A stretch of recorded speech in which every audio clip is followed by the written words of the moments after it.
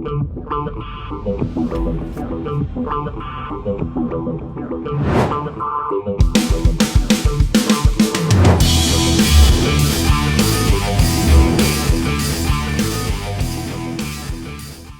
what is happening, my fearless networking friends? Todd Falcone here.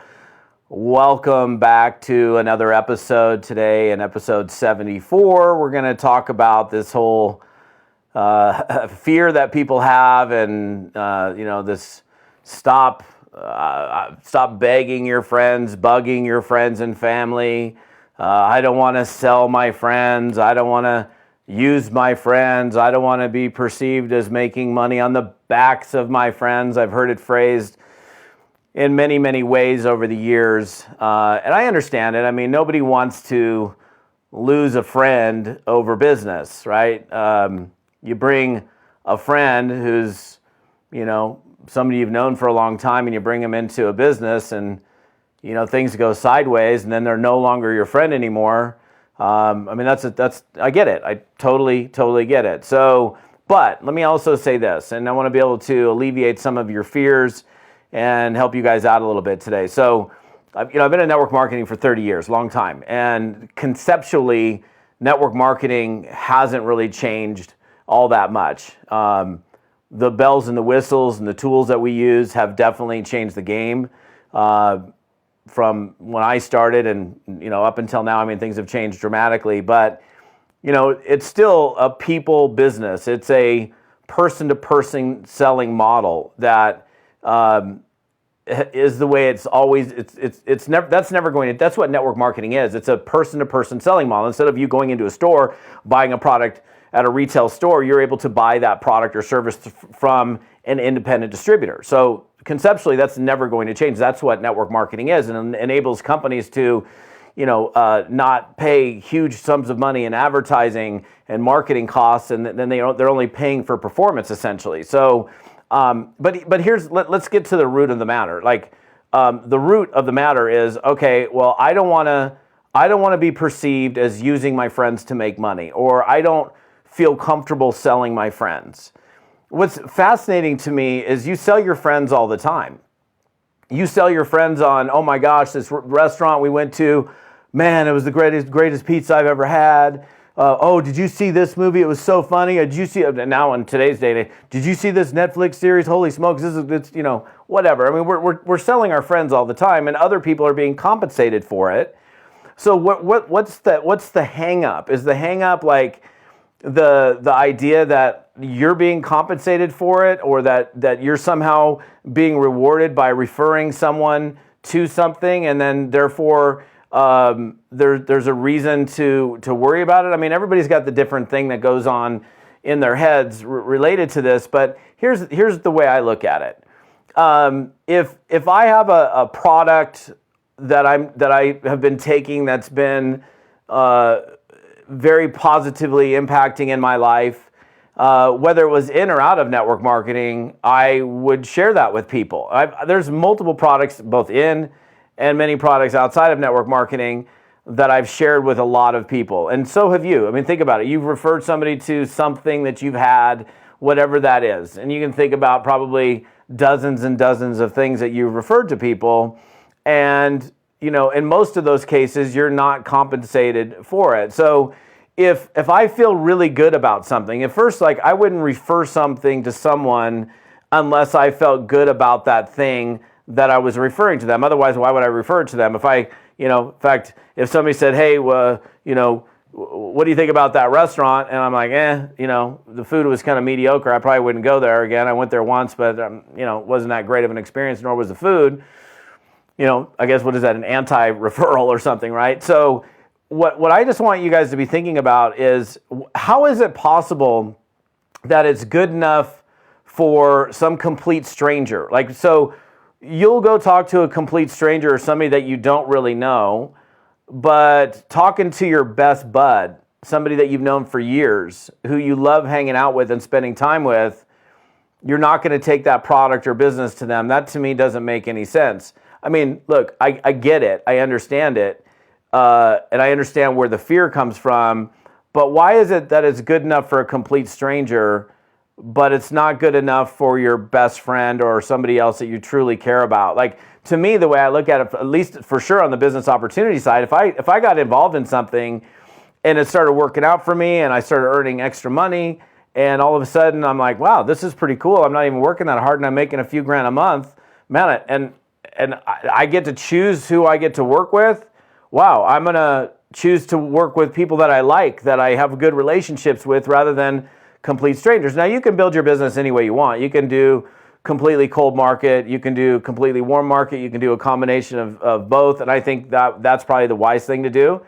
To me, like the lowest hanging fruit, the easiest place to start for most people is the people that they have some relationship with.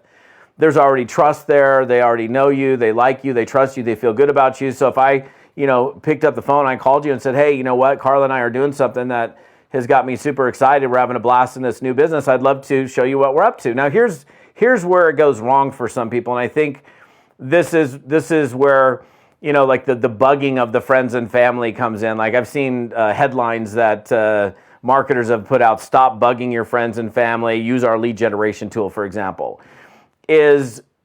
And I get that would be a concern. I never want to be personally perceived as bugging my friends or family, like I'm just nagging at them all the time. I never can shut up, and that's certainly a situation. So I think there's a professional way to go about doing it, and then there's the not so professional way. The professional way is if I reached out to you and I said, look, I've got this new product that I'm taking. I'm looking for a handful of new customers to test this product out. You're a great buddy of mine. I would love it if you would try my product and just give me your feedback. And if you try it for 30 days, that would be really awesome. You're a great friend, and you'd be doing me a favor, me doing a little additional market research on this stuff. And then, if you like it, cool. If you don't like it, I'll never ask you to buy my product again. So there's no pressure there, but it's like, what would you do if you opened up a pizza joint? Would you just only run ads, or would you I'd probably, if it was me, if I opened up a local pizza joint, I'd reach out to all my local friends and say, hey, I just opened up this pizza joint. We're having a grand opening on Saturday night. Love for you guys to come down and have a slice and check us out. You opened up a dry cleaner. You do the same thing. So people in all different businesses typically do that. Now, of course, you'd probably run ads and do other things to market whatever that business is. But if you do things professionally and you use the 2 ears that God gave you and the one mouth, that means listen more and talk less. You can hear what they're saying to you. And if they're not interested or they don't respond in a favorable way, then okay, they're not interested. But if the next time you see them, it's like, don't you see it? Don't you see it? Don't you see it? And you're constantly, I've been with people where you can't even be around them without them always talking about their business, always talking about their product. There's more to your life than your product and your business. I understand that it's exciting and it's amazing and all of that, but to get so laser focused and only focused on that's the only thing that you can talk about, I think that's a mistake. And so I've never, sitting here trying to think about it, have I ever lost a friend because of a network marketing business? I've had people say no to me. I've had people, not be interested. I've had people decline even taking a look at my product or my business that were people that I knew, but I don't think I've ever actually lost a friend because I brought a business to them or a product to them. So, and to be really frank with you guys, if you lose a friend, if they're no longer your friend because you bring a product or business to them, are they really your friend anyhow? I'm not going to be your friend because you brought this great business idea that you're super excited about to your friend, or your quote, you think it's your friend, and then they're no longer your friend because you brought them something. They can easily just happily decline and say, no, it's not something I'm open or interested in. But to then not do it, to not reach out to those people, if I was your friend and you went out and built this big business and you didn't tell me about it, and I find out 2 years later because you went all cold market, and you go out and build the business, you didn't even bring it up to me, and I find out you're making $100,000 a month in some deal, I'm like, dude, where's the love, man? You go out and build a big business, you didn't even share this with me? It's like finding a gold mine in your backyard. You find a gold mine in your backyard, you start pulling gold out of it, and you go back into the gold mine, you're like, oh my gosh, it's filled again. You go back in, you keep filling up your house, you keep going back to the gold mine, it's filled up. Go back, fill up your house. Your whole house is filled with gold. You keep going back to the gold mine, and every time you go back, it's filled again. What are you going to do? You're going to call a bunch of strangers and say, come and get the gold out of my backyard? I'm going to be like, hey, my best friend, my family member, this person. I'm like, hey, man, I got gold in my backyard. Come and get as much as you want. That's like the concept that's in my mind. And I think having a paradigm shift in terms of how you look at the business, I don't ever look at the business like, or the product that I'm bugging somebody or begging somebody or being pushy. When you could be pushy by not listening and using the ears that God gave you. When somebody says, no, I'm not interested, or I don't want to take a look. And certainly there are people that do that, and they nag and they keep going back. Not that also, if you told me no today, I don't think no means forever, because things change, times change, situations change. And I would definitely approach you in the future again. I'm not going to approach you next week. But look, I think it all comes down to if somebody actually isn't your friend anymore and they don't like you anymore because you brought something to them, then they weren't your friend in the first place. To me, a real friend is somebody that even if they don't try the product or the service, they don't sign up in the business, at least they're cheering me on and they're high-fiving me at the finish line. You don't have to buy my product. You don't have to join my business. But at the very least, you're like waiting for me at the finish line, high-fiving me, going, hey, great job. That's a real friend. So, the thing is, like, if you don't, and I'll just say this is the truth. Like, if you don't talk to like, if you know somebody, you have a relationship with somebody, and you really want to, and you're thinking, this person would be great in this business, or this person could really benefit from this product that I have, and you don't reach out to them, somebody else will. Somebody else who knows them, who's in some of their business will, and then you'll finally get the intestinal fortitude to reach out to them, and they're going to go, oh, I'm already in a business. And you were thinking about them a year ago, but you didn't do it. So I think the other part of it is we need to like touch our back right here and realize, oh, that's a spine. And we need to have a spine, and we need to be willing to, step up our game and approach people and have thick skin and have a spine, have a backbone. Because look, this is a business where regardless of whether you're working warm market, cold market, or whatever you're doing, it does require you having a level of resilience. The ability to, bounce back from a setback or a letdown, or, be able to stand up again after a disappointing day.